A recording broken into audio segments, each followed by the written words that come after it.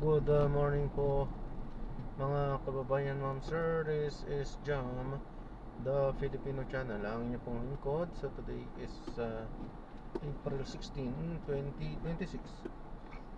At tayo ngayon ay papunta dyan sa may Rosso Paint Works sa may Malabon po yan, sa may Tinajeros, Malabon. At dadalhin po natin sa may Dapudium West Tower, sa may EDB Avenue, Wakwak, Green Hills, Mandaluyong. Dadaan natin ang super traffic. Okay, magbabalik po tayo mamaya konti. Pag nakuha na po natin sila, disclaimer lamang po, ang content po natin ay kalsada at hindi ang passenger. Kaya nga naman, sakasakali man po na may marinig kayong mga pangalan ng lugar, pangalan ng tao, pangalan ng organizations, government or private man yan, ay wala pong kinalaman ng channel nito at wala pong pinapatungkulan. Lahat po ng pinag-uusapan dito ay pawang dito lamang po yan sa loob at wala pong pinapatungkulan sa labas. Okay po, magbabalik po tayo mamayang unti pag nakuha na po natin sila.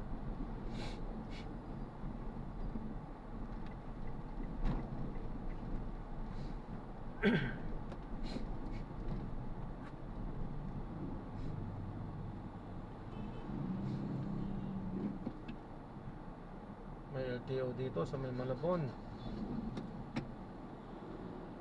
sa Governor's Pascual Avenue, ay Winslow. Tama, Winslow Pascual.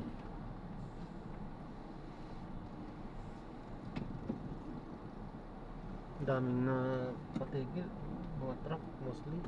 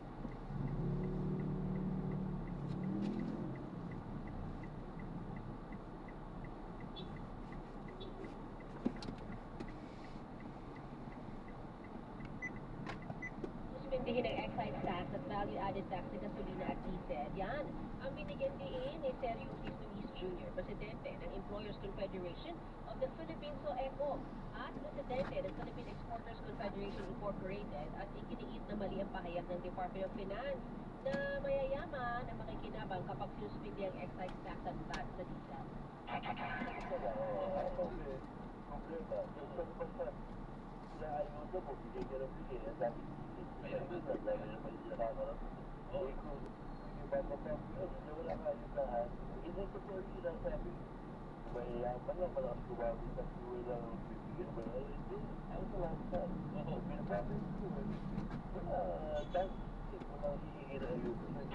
Yung panangro po, hindi dapat pinakikinabangan ng pamalaan ng paghihirap ng mga mamamayan.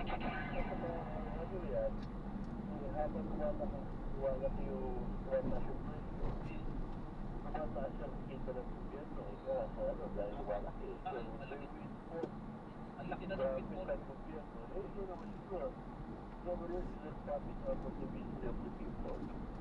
Kaya niyang micro-entrepreneur o maliliit na negosyante ang hindi na kinakaya ang gasto sa produksyon at apektado rin ito ang kanilang mga manggagawa. Sa usapin din ng export, apektado ng mataas na presyo ng mga produktong petrolyo ang presyohan ng supplier ng mga materyales at gasto sa transportasyon o logistics.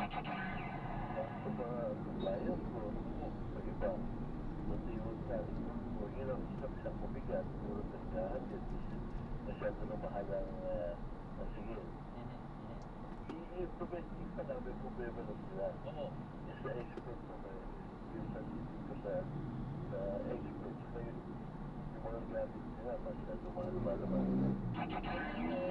Sergio Cristolis Jr., Presidente ng Employers Confederation of the Philippines o ECO at Presidente ng Philippine Exporters Confederation.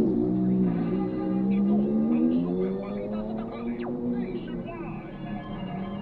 Basura, palit bigas, bilang tugon sa batas na presyo ng gas inilunsad sa Barangay Addition Hill sa Mandaluyong City. Anong klase ng basura pwedeng ipalit sa bigas? Mark Bacalaran, Mark. Para makatulong sa mga residenteng apektado ng krisis sa langis.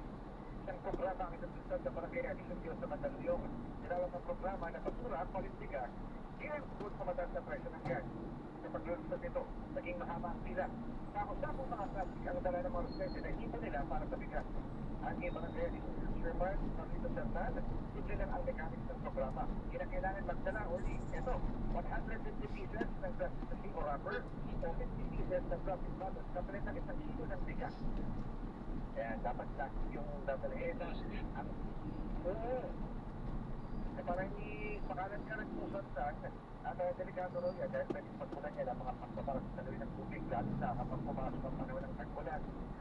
Ang bawat kalahok naman maaaring makakuha ng hanggang 5 kilo ng bigas sa isang araw.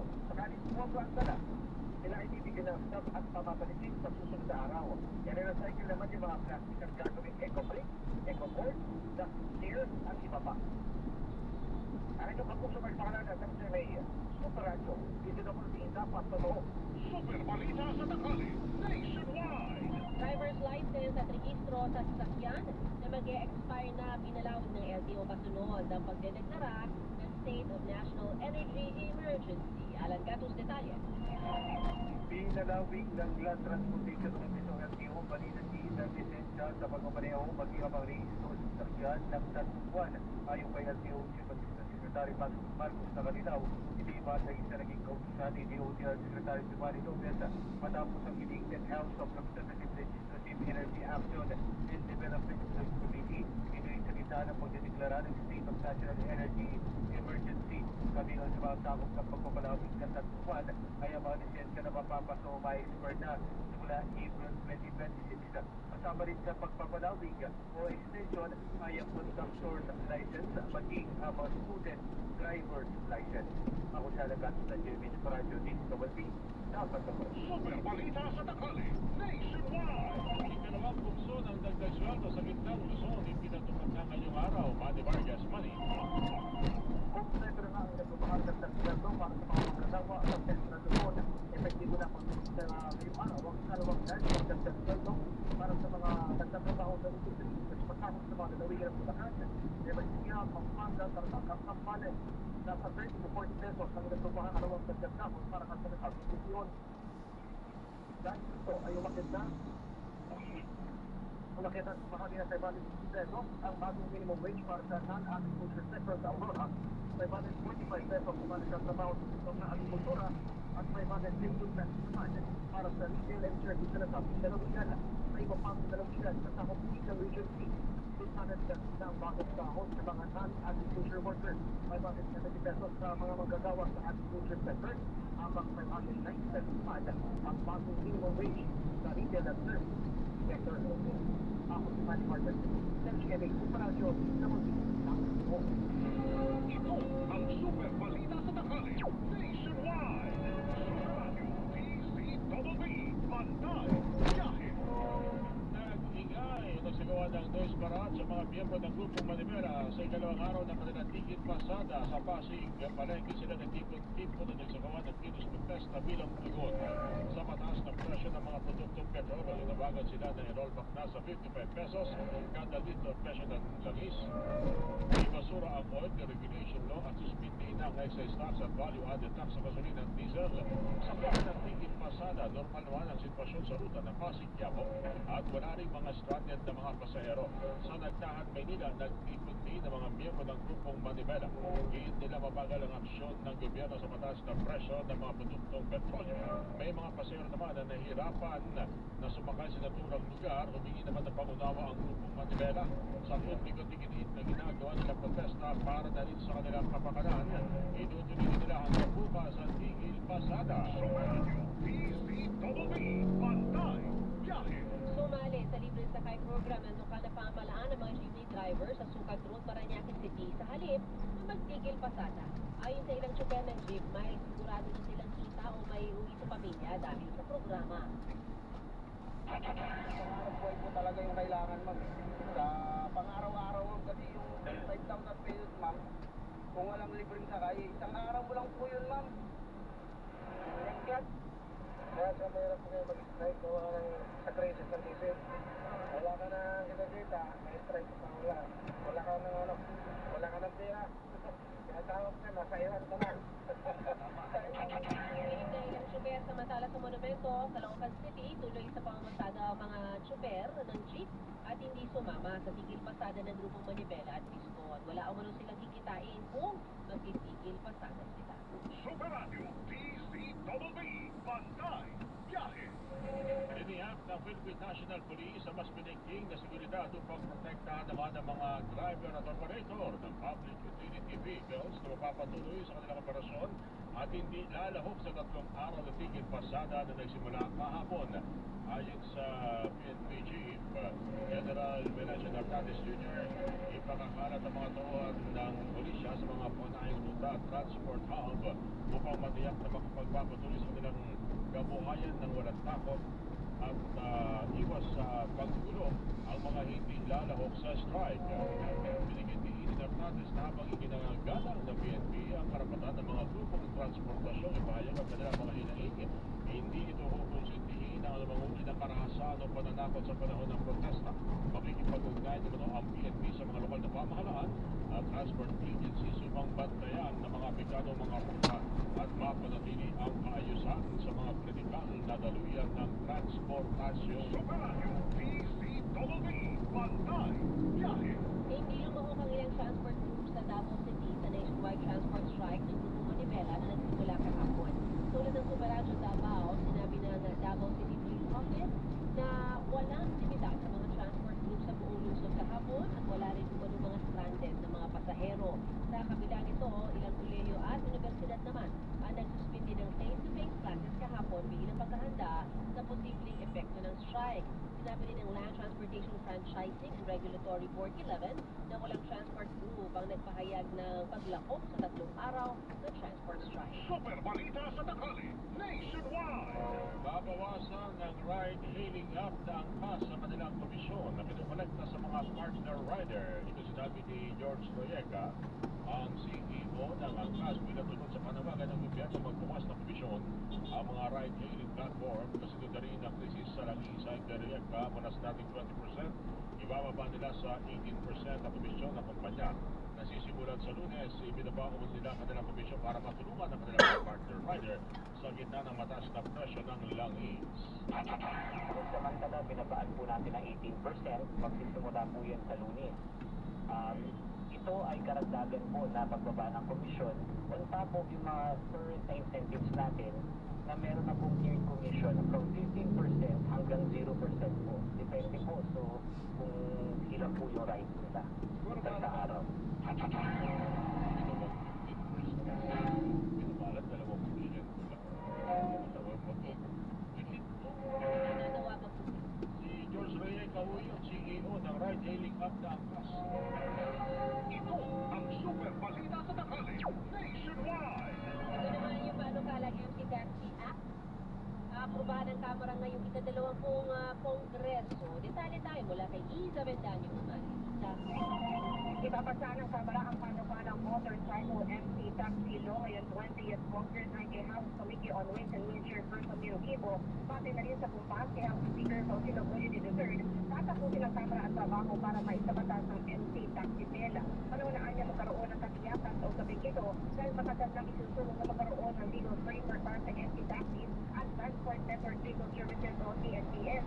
Pinag-isulong ng Legislative Energy Action and Development o Joint Committee ng Kamara kahapon, naging demosyonal ang MC Taxi leader na si Romeo Bondoy Mobilson na umapila sa mga mababatas na pag-ibayin ang panumalang MC Taxi Act na nakatenga sa loob ng maraming kongreso. Dahil hindi pa nagiging batas sa past 200,000 riders ang nangangamba sa seguridad sa trabaho ay kay Mobilson, hindi naman sila humingi ng ayusin sa reforma para magkaroon ang riders ng patas na kabuhayan at mapababa ang presyo ng langis, mabawasan ang komisyon sa transport at magkaroon ng matatag na regulatory environment. Kasalukuyan din walang access sa basic social protection ng riders tulad ng SSS, pag-ibig sila at iba. Sa ilalim ng MC Taxi Bill, formal nang kikilalanin ang mga MC Taxi bilang lehitimong mode ng pagtutikong transportasyon na magkaroon ng accreditation, safety clearance, insurance at maayos na kondisyon sa trabaho. Sa loob ng maraming taon ng MC Taxis ay nag-ooperate sa ilalim ng pilot program ng LTFRB. Ako dito rin Dani Mali, ng GMP sa radyo DCWB, dapat tutuwa. Ito ang super balita sa tanghali nationwide. Limitado lamang ang biyahe ng Light Rail Transit o LRT Line 1 dahil sa aberya sa abiso ng Light Rail Manila Corporation. Ang biyahe ng LRT 1 sa ngayon ay mula Dr. A. Santos Station hanggang Baclaran Station at papalik. May operasyon din mula Fernando Poe Jr. Station hanggang Central Terminal Station. Sa ngayon, sinisikip umano ng engineering team ng LRMC na maresolba ang aberya. Humingi rin ng paumanhin at pangunawa ang pamunan ng LRT Line 1 sa mga apektadong pasahero. Samantala din, sumayado naman ang mga pasaherong pinababa ng istasyon dahil sa aberya. Super balita sa tanghali nationwide. Sinimulan na pamahagi naman ng tig-5,000 ayuda ng Department of Social Welfare and Development at SWD para sa dagdag na tinatayang 47,000 mga tricycle drivers of Western Visayas sa ulat ng Superradyo Iloilo. Sinabi ng DSWD Region 6 na namahagi na ng ayuda base sa listahan ng mga benefikadong benepisyado sa Bataan, sa Tumangga, sa Ilaw, Mandate at sa Barota, Quezon. May nakatangtaring payout sa ilang bayan sa Guimaras, Capiz at sa Aklan. Sa ngayon, may 27,000 pang mga nasa clean list o nakapasa sa verification at dinikad ng DSWD ang mga lokal na pamahalaan na higpitan ang pag-usuli ng mga dokumento para may iwasang mantala ang paglabas ng ayuda. Apektado ang turismo sa Davao Region dahil sa krisis sa langis. Sa ulat ng GMA Regional TV ayon sa Samar Island City Investment and Tourism Office, bumaba ang tourist arrival sa isla nitong Marso kumpara sa kaparehong buwan nung nakaraang taon. Ay naman kay Tanya Rabastan, Regional Director ng Department of Tourism Region 11, may mga nakansilang pre-booked events tulad ng Holy Week. Sa kabila nito, wala namang kansilasyon sa mga malalaking pagtitipon na isasagawa sa Davao Region gaya ng convention ngayong buwan. Nangangamba naman ang DOT Region 11 na posibleng mabawasan ang mga manggagawa sa turismo at maapektuhan ang kabuhayan ng mga komunidad ngayong walang katiyakan kung kailan matatapos ang sigalot sa gitnang silangan. Ito ang super balita sa tanghali nationwide.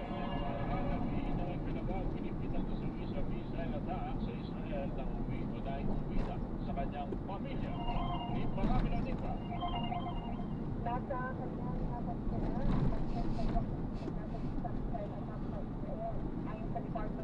Foreign Affairs, Pag-Inos sa Manila at Gabi, Director Mercedes at Sinasong ng kanyang pagsiya. At ang niya na pagsakada ng Israel at isang residential area sa Haifa-Israel Mumbai ng Gabi.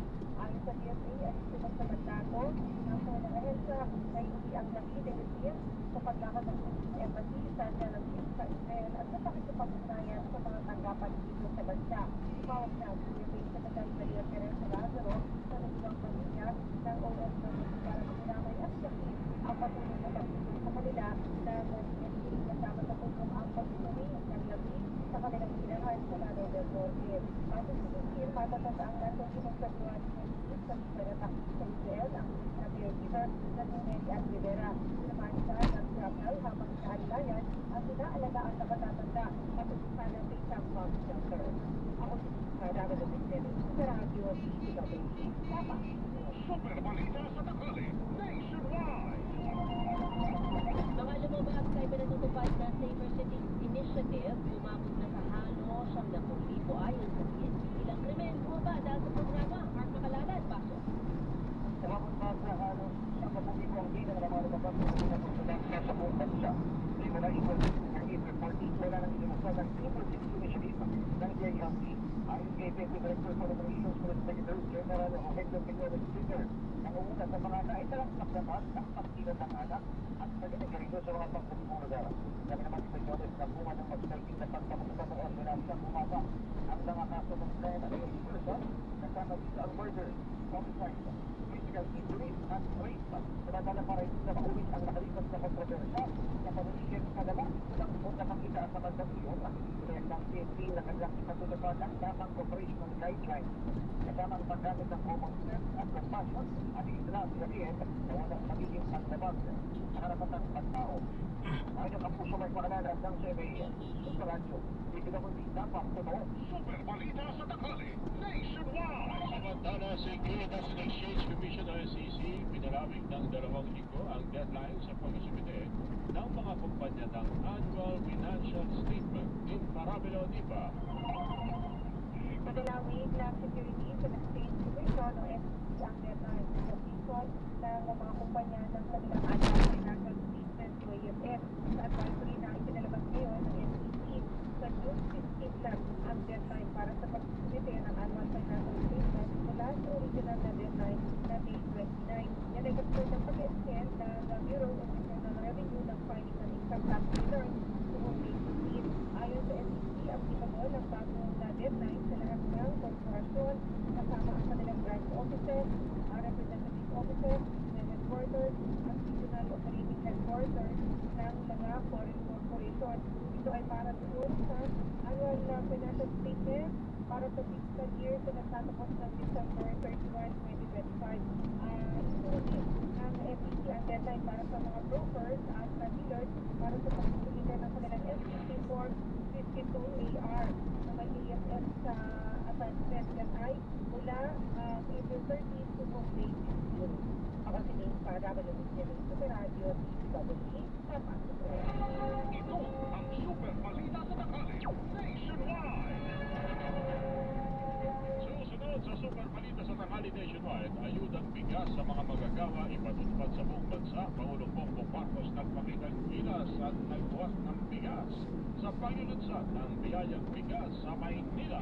Bank account ay kiniwala at na nagpakilala ang dating lead at Batman Puno ni Vice Presidente Sara Duterte na si Ramil Madriaga. Maaaring mabusisi at ikumpara sa kanyang testimonya ayon sa isang constitutional law professor. Negosyanteng si Charlie Atong ang namataan sa Central Luzon ayon kay DILG Secretary John Vic Remulla. At Philippine National Police Anti-Kidnapping Group kinumpirma na 4 na kidnapper ang napatay sa rescue operation sa Parañaque City kagabi. Yan natin ang pa mga balita sa pagbabalik ng Super Balita sa Tanghali Nationwide. Labanan ng Dapat totoo. Ang Super Balita sa Tanghali Nationwide ito papakinggan mula Lunes hanggang Biyernes sa alas 11:30 po ng umaga hanggang alas 12:30 po ng tanghali. Ay napapakinggan din sa Luzon, Visayas at Mindanao sa pamamagitan ng Super Radio Cebu, Super Radio Davao, Super Radio Iloilo, Super Radio Palawan at Super Radio General Santos City. 3 minuto bago mag alas 12 ng tanghali.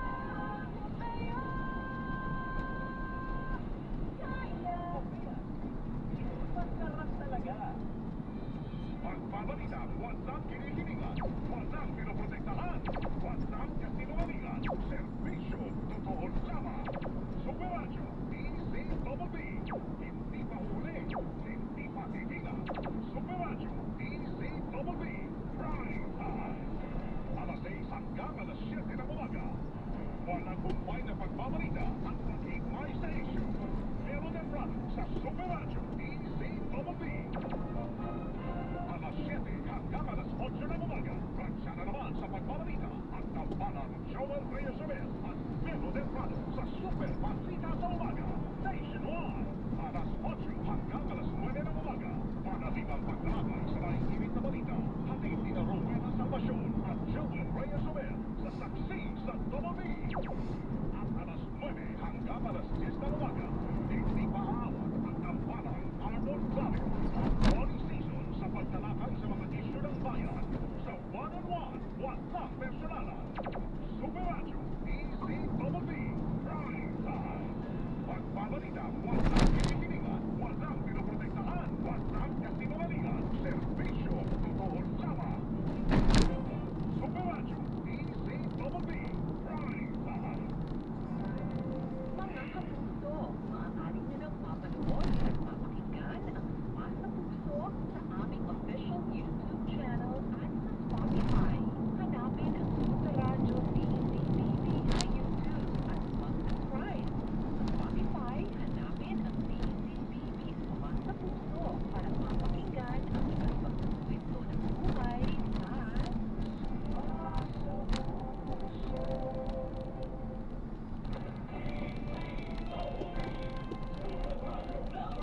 Super Balita sa Tanghali, Nationwide. Investigasyon sa di-umano'y over-importation ng asukal. Isinulong sa Senado ni Paramila Nipa. Pinaimbestigahan ni Senate Deputy Majority Leader J.B. Herjavec sa Senado ang umunoy over-importation ng asukal at ang muli inusulong ng itong pagkaluwi sa mga lokal na magsasaka. Sa kanyang Senate Resolution number 369, tinukoy ang report na isang lumobo ang supply ng asukal sa bansa. At noong March 2026 anya, umabot sa 668,405 metric tons ang natak ng asukal sa bansa na mas mataas kaysa sa o sa halos sa 569 metric tons na naitala noong Marso ng nakaraang taon. Pagkat naman ito sa mahigit 506,000 metric tons ng supply ng refined na asukal na 38.77% na mas mataas kumpara sa naitala noong nakaraang taon. Kaya iniinala na may oversupply na.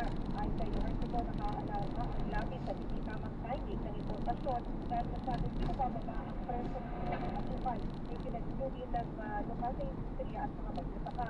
Aniya sa Senate investigation, marirepaso ang mga politika sa information at ang pag-aaralan ang mga timing at produto. Ako si Lisa, Navigating Super Radio, DCWP, Papa. Super Balita sa Tanghali, Nationwide. Malawak na relief program ng Social Security System o SSS inilatag para sa mga miyembro at pensyonado sa gitna ng krisis sa Alan Gatos, Alan.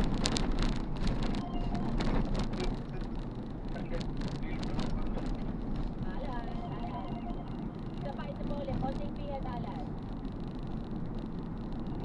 Sige, babalikan natin ang ulat na yan ni Alan Gatos. Samantala, Super Balita sa Tanghali, Nationwide. Ganyan si Pangulong Bongbong Marcos na makakasang magpahingin ng ayudang bigas sa mga manggagawang Pilipino sa buong bansa. Nauna lamang umuno ang Maynila dahil mas maaga ang pagpapahanda nito sa pagbibigay ng tulong sa mga manggagawa. Sinabi ng Pangulo na ang programa ay mula na rin sa matagal niyang adhikain na wala nang nagugutom na Pilipino sa pagtatapos ng kanyang termino. Sinabi pa ng Pangulo na nakapagpalabas na sila ng 15 bilyong piso mula sa Local Government Support Fund. Ang mga lokal na pamahalaan ang mangunguna sa pagpapatupad ng mga proyekto kabilang ang ayudang bigas. Samantala, nagpakitang gilas din ng Pangulo sa pamamagitan ng pagbubuhat ng 10 sako ng bigas kanina. Una nang sinabi ni Manila Mayor Isko Moreno na 80,000 manggagawang Tagalusod ang tatanggap ng tulong sa bigas.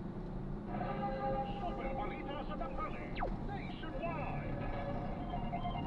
Pinalawak na relief program ng Social Security System o SSS inilatag para sa mga miyembro ng pensyonado sa gitna ng krisis o labis na babalik. Si Alan Gatos, Alan. Naglatag ng expanded relief program ng Social Security System o SSS na abot sa 60 billion pesos para sa mga miyembro at pensioners nito. Ito'y sa gitna ng epekto ng pataas sa presyo ng mga petrolyo.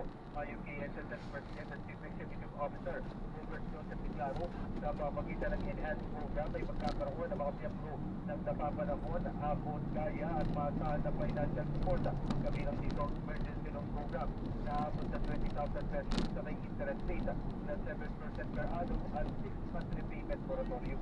Meron ding microloan program na hanggang 20,000 pesos na merong repayment na 15 hanggang 90 days. Maliban dito, magkakaroon din ng loan penalty consolidation, employer contribution delinquency relief at mas maagang implementasyon ng dagdag pensyon mula September ay ipatutupad na ito sa Hunyo. Ako talagang sa Jerry sa Radyo DC1B, dapat sa to. Super balita sa tanghali, nationwide. Executive order hinggil sa inamyendang listahan ng mga industriya na bawal o kaya ay pwedeng lagyan ng puhunan ng mga dayuhang inilabas ng Malacanang. Manny Vargas, pasok. Inatubahan ng Pangulong Bongbong Marcos ang executive order yung kautusan tungkol sa regular foreign investment negative list sa sinalman dito sa rekomendasyon ng Department of Economy, Planning and Development sa baguhin ng talaan at isinisa sa mga opisyal na batas at mga pagpapaluwag sa patakaran ng partisipasyon ng mga dayuhan sa ilang industriya at sektor ng pamumuhunan o pagmamiyaan. Sa ito, na dalagaan ni aking Executive Secretary Ron Recto, bawal pa rin ang foreign equity o pagmamay-ari ng asin o lupain na mga dayuhan sa Bansinga. At iba na lamang sa reporting, corporate tax ng arkitektura, mga kooperatiba, mayroon sila sa pamumuhunan o kasama rin naman sa mga incentives dito yung mga pamumuhunan na pinasok sa mga dating natural-born Filipino citizens. Samantala, bawal din ang foreign equity sa private security agencies, wholesale mining, paggamit ng yamang bagat sa archipelagic commerce, territorial at exclusive economic zone ng bansa. Hindi rin naman pinapayagan ng mga dayuhan na mamuhunan o magbayari at mag-operate sa mga sabungan, gumawa, mag-repair at mag-ipon at magpakalat ng armas ng biyar gayon sa mga biological, chemical at meteorological weapons at anti-personnel mines bukod pa sa paggawa ng mga paputok at paitaw. Samantala, pinapayagan naman ang hanggang 0.5% sa pagbabayari ng mga dayuhan sa private recruitment agency para sa lokal o kaya ay dayuhang trabaho. Pagpasok sa mga kontrata ng mga infrastruktura para sa pagdefensa ng bansa o mga defense infrastructure at maaaring pagbayari ng mga dayuhan ng hanggang 30% ng mga kumpanya ng advertising. Pinapayagan naman ang hanggang 40% o pagbabayari ng mga dayuhan sa mga negosyo ng retail trade na hindi pababa sa 25 million pesos ang unang dayuhan at pagbabayari ng mga pribadong lumahinga, operasyon ng public service at ilan pa. Ako si Manny Vargas ng GMA Super Radio, dapat po. Super balita sa tanghali, nationwide. Malaking bagay ang usapin sa bank account na inihayag ng nagpakilalang dating aide at pagpanulo ni Vice President Sara Duterte na si Reverend Madriaga sa paligid ng House Committee on Justice. Matatanda na sinabi ni Madriaga na ginamit umano siya bilang dummy sa bank accounts para sa paglilipat ng milyon-milyong pisong pera noong nanunungkulan ng dating Pangulong Rodrigo Duterte. Paliwanag ni Attorney Paolo Tamase, Constitutional Law Professor sa University of the Philippines College of Law, maaaring tingnan ang pattern ng pagpasok o paglabas ng pera sa bank account ni Madriaga at maitugma sa kanyang testimonya. Nasabi Madriaga noong nakarang hearing na parang mag-waiver siya ng bank secrecy niya dahil yung waiver na iyon ay isang parang good faith na pagpapakita na willing siya na bigyan ng mamamayan, bigyan ng Kongreso yung mga bank accounts niya upang malaman talaga kung totoo yung sinasabi niya. Dinino rin ni Atty. Tamase na hindi pa paglilitis ang ginagawa ngayon sa Kamara kundi pagtuloy pa lamang ng probable cause sa reklamong impeachment laban sa pangalawang Pangulo. Kita natin ng pagkakataon na usually ng iba ng abogado ng kabilang panig magtatanong kung may butas testimonya nasa stage pa rin tayo na inaalam natin kung mayroon bago sapat na evidence para sa isang reasonable na tao upang makita kahit na hindi siyang tao na malaman kung na Kapalit ng kalayaan ng biktima na isang negosyante at naturalized Filipino citizen, nakapagbayad ang pamilya ng biktima ng inisal na 10 milyong piso. Saka ikinasa na ang rescue operation. Sa paghabol sa mga suspect na nagkaroon ng pagputukan, isang sasakyan naman na sakot sa enkwentro ang narecover at nakita sa loob nitong ilang uniforme ng pulis, baril at iba pa. Samantalang may isa pang suspect sa kidnapping na hinahanap pa ng mga otoridad. Ito ang super balita sa tanghali nationwide. Hindi pa napakinggan ang super balita sa tanghali nationwide. Susunod ako parado tuna. Mas sa puso. Kasama ng kapusong si kami po yung mga nakita kapag balita. Ako po si Orly Lord Tisla. W, ako po inyong kapuso, Tata Roque. Ngayon po mga kapuso sa DCWB. Walang kinikilig Walang pinoprotektahan. noon at ngayon. Serbisyo totoo. Inyong napakinggan ang super balita sa tanghali nationwide. Na-drop na natin sila. Maraming salamat po sa panonood. Hanggang sa muli po. Ingat at God bless. Paalam po muna. Pansamantala tayo ay gagawa na ng ibang video sa ating susunod na mission. So paalam po muna pansamantala. This is Jam, the Filipino channel. Ang inyong po. Paalam po.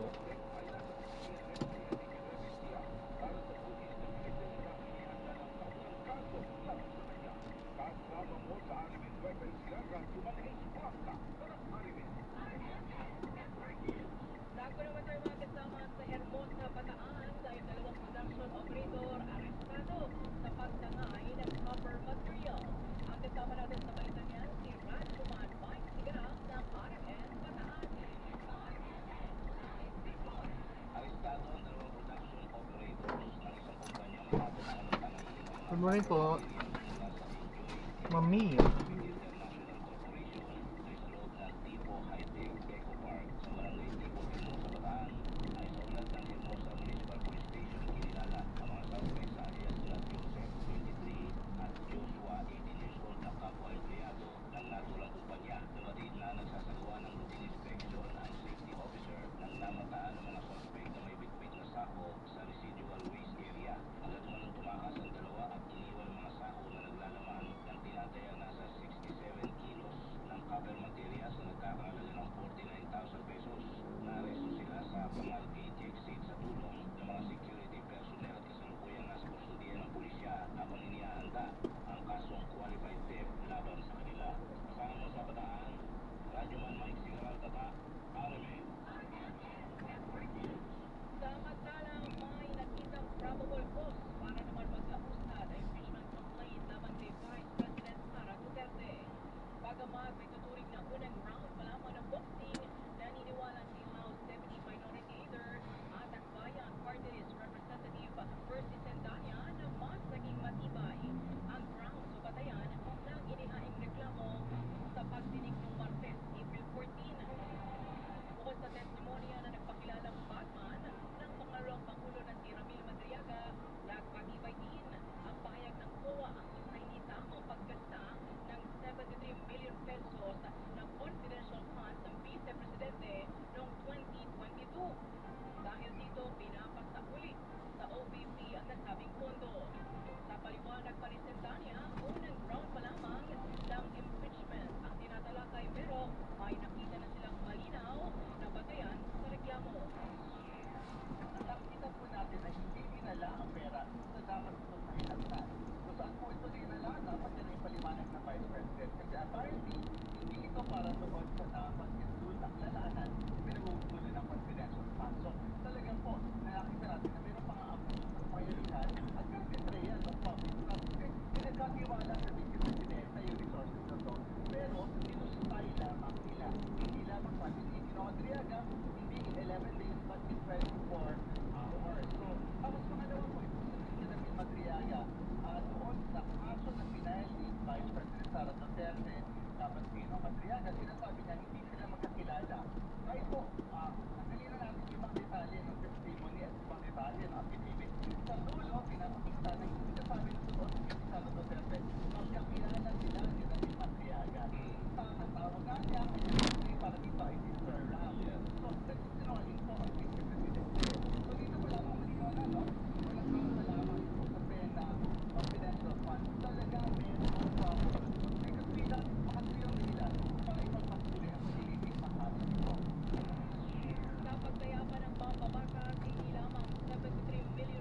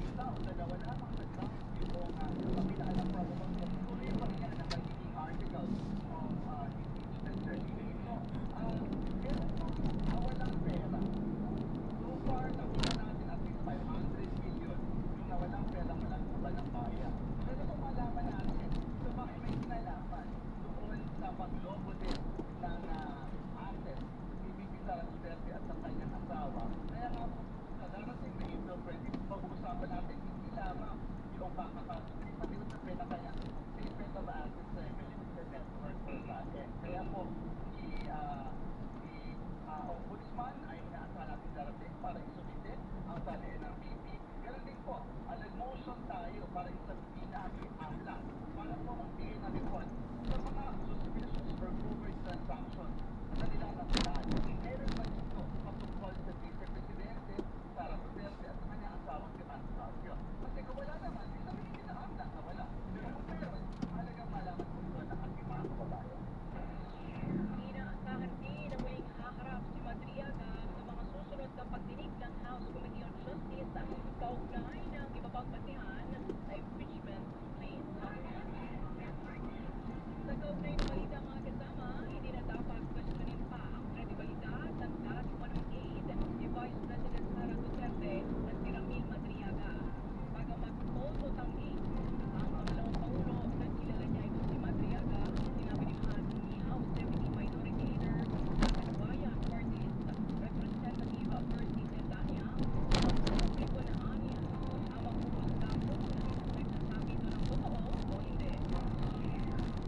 Ang kinakailangan natin at least in the course of the process, sa bahagi ito ng proseso, ay ano yung nare-reinforce yung ating mga nilagay na sinuportahan ang impeachment complaint, particular po sa paggastos ng confidential funds. So makita po namin, halimbawa, ang tutukan po talaga ay dito at ganito naman yung pera. Ay pilit lang natin ang pagpunta nila ng Department of Education, Central Office, ipagkuha ng pera. Sino yung mga involved na mga characters dito at mapakano yung naging exchange ng pera at paano nagkipagahati dito. Napakalaking bagay ito para talagang i-bolster yung ating ebidensya para dito sa usapin ng confidential funds. So, marami po na bagay pero kung doon lang po tayo tumutok ng confidential funds, talaga nakita natin hindi talaga ang probable cause at wala dito sa testimonya ni Timo Madriaga. Wala namang question itong si Tendanya sa paghawak ng House Justice Committee na reklamo sa kabila ng una ng ilan na nababagalan sa takbo ng pagdinig. Isang bawal pagkakataon binigyan ng opportunity si VP Sara Duterte para sumagot. Every step of the way, yung due process, kung kasi kung matatanda ng mga kababayan natin, pinagkait yan sa libo-libong mga victims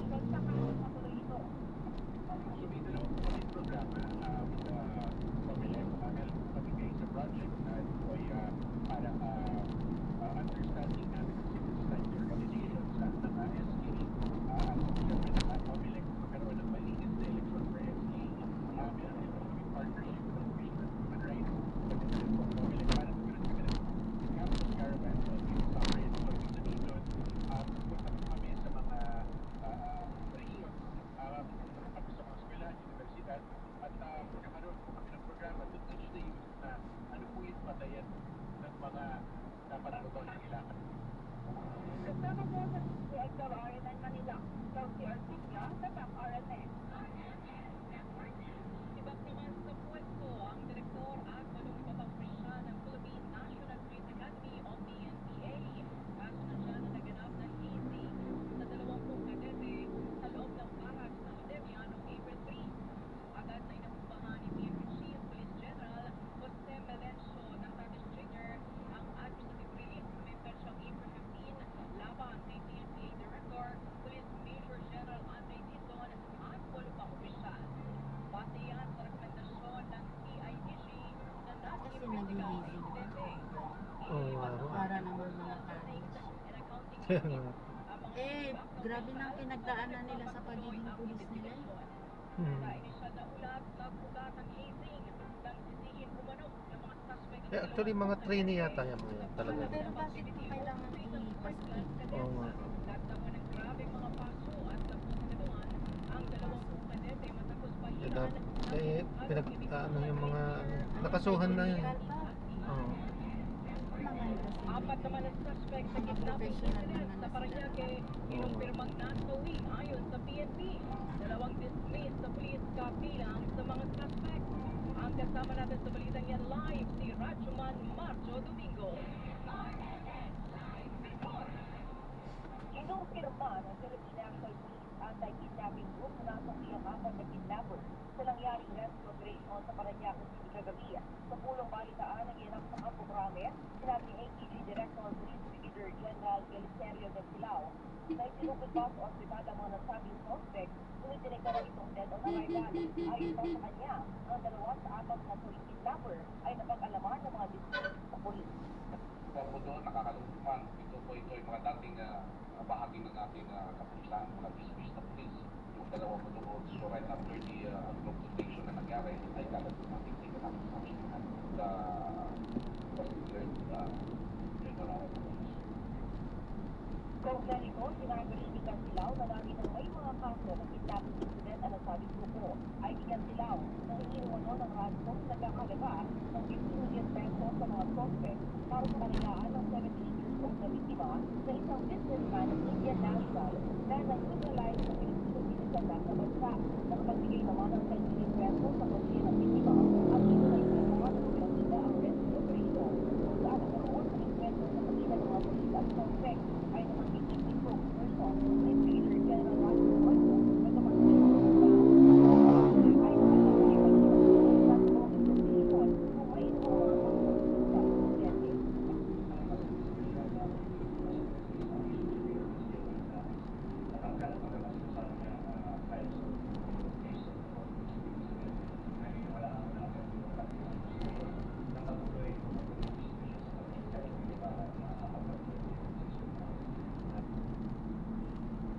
Yan ang meaning ni PNP spokesperson Police Brigadier General Carlos Cano.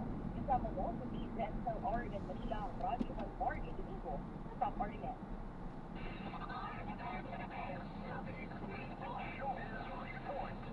Kasama pumanaw na po sa edad na 44 ang aktres na si Sue Prado. Inilalutulad nga ng kanyang kapatid ang aktres sa isang bituin na nagbibigay liwanag sa buhay ng marami. Nakilala mga kasama si Prado sa kanyang mahusay na pagganap sa iba't ibang indie films at teleserye gaya ng Ang Provinciano, Game Boys at Abot Kamay na Pangarap at maraming iba pa.